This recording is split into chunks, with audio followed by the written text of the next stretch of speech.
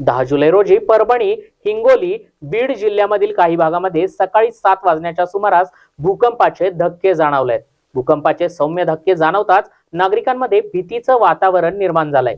हिंगोली जिल्ह्यामध्ये 4.5 रिश्टर स्केलच्या भूकंपाची नोंद करण्यात आली आहे। छत्रपती संभाजीनगर जिल्ह्यातील काही भागांमध्ये भूकंपाचे सौम्य झटके जाणवले, अशी माहिती वैज्ञानिक श्रीनिवास औंधकर यांनी दिली आहे।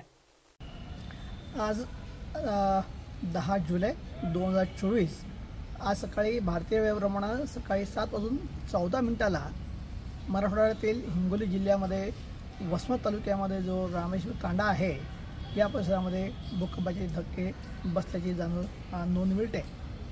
जे भूकंपाचं केंद्र ते बघितलं जातं आणि त्याची तीव्रता ही रिश्टर स्केलवरती 4.5 एवढी नोंदवली गेली होती।